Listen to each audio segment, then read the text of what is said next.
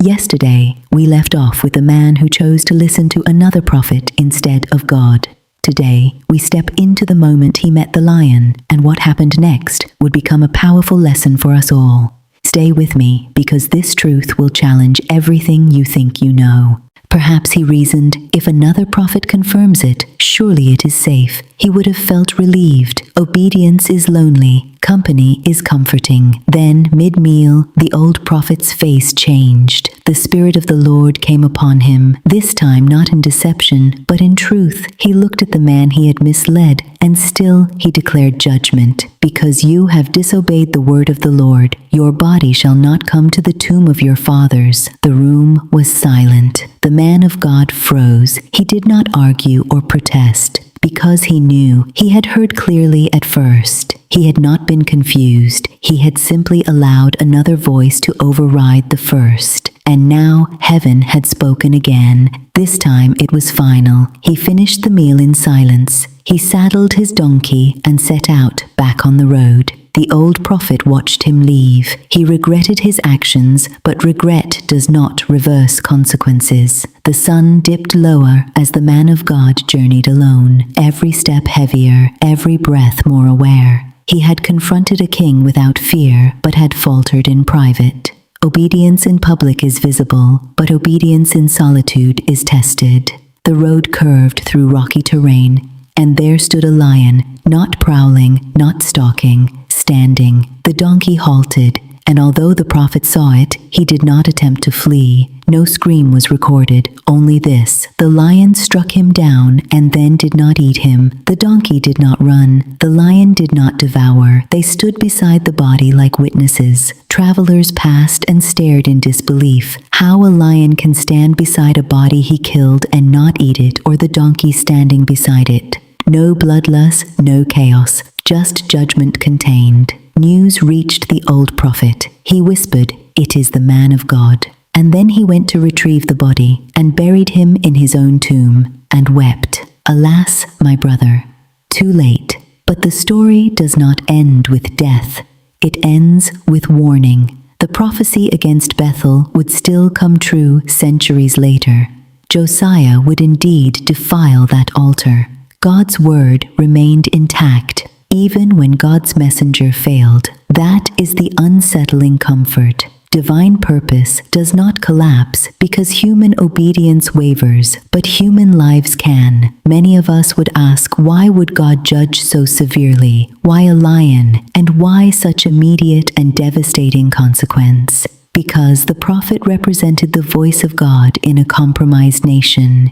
If the messenger bends, the message blurs. If the voice wavers, the people wander. The lion was not random violence. It was controlled judgment. Notice the details. The lion did not eat him. The donkey stood unharmed. Creation itself paused to demonstrate that this was not an accident but an assignment. God was not defending his pride. He was protecting his purity. And perhaps the most haunting part of the story is this: the first voice was clear and the instructions were specific. The prophet did not misunderstand, he reconsidered, and he allowed another spiritual voice to sound authoritative enough to mislead him. How many destinies unravel not in rebellion, but in subtle revision? Years later, people would tell the story quietly, about the prophet who defied a king but fell to a conversation, about the lion who stood guard over a body untouched,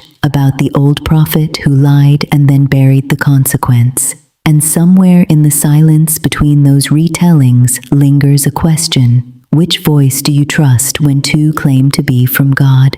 The loud one or the familiar one? The one that aligns with your exhaustion, or the first one you know you heard clearly? Imagine the final scene: the desert wind brushing over a tomb carved into rock. Inside rests a man whose name we do not know. Outside, history continues. Kings rise and fall, altars crumble. but that road where lion and donkey stood together remains etched into memory because sometimes the most dangerous moment in a calling is not confrontation with evil, but conversation with something that sounds almost holy. And let the silence ask what the lion never had to say. Are you still obeying the first word, or have you adjusted it to something more comfortable? Because partial obedience still ends on lonely roads, and not every warning arrives twice. The moral lesson of 1 Kings 13, the prophet killed by the lion, can be distilled into one sobering truth. Obedience must remain uncompromised, even when deception sounds spiritual.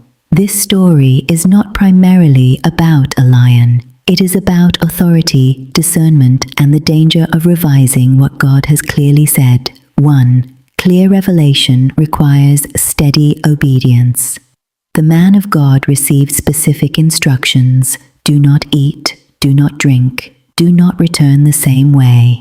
There was no ambiguity. His downfall did not come from ignorance. It came from reconsidering what was already clear. Lesson: when God has spoken plainly, no secondary voice, no matter how spiritual it sounds, has the authority to edit it.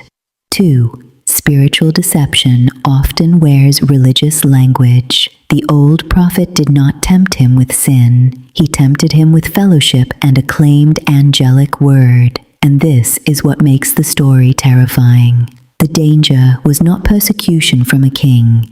It was persuasion from a fellow prophet. Lesson: not every spiritual voice carries divine truth. Discernment is as important as courage. 3. Public victory does not guarantee private integrity. The prophet stood boldly before a king. He performed signs. He spoke fearlessly, yet he fell in a quiet conversation. Lesson: the greatest threats to calling often come after visible success, when vigilance relaxes. 4.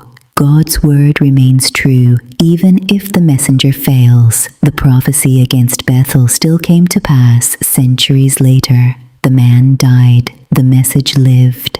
Lesson: God's purposes are not dependent on any single individual. Calling is a privilege, not a guarantee. 5. Partial obedience is still disobedience. He obeyed most of the command. He defied the king. He refused reward, but he compromised one instruction, and that was enough. Lesson: selective obedience eventually leads to spiritual vulnerability. The core moral: in one sentence, when God has spoken clearly, loyalty to his word must outweigh loyalty to any other voice, even religious ones. The lion in the story is not just judgment, it is a warning. Stay faithful to the first word you received, because not every second word comes from God. Thanks for watching. If you enjoyed this, smash that subscribe button and join our community. And hey, drop a comment below letting me know where you're watching from, what you think, or what you'd love to see next. Here we go, deep into the Bible and bring you an interesting story they never taught you in Sunday school. Let's get the conversation going and make this channel even better together. See you in the next video.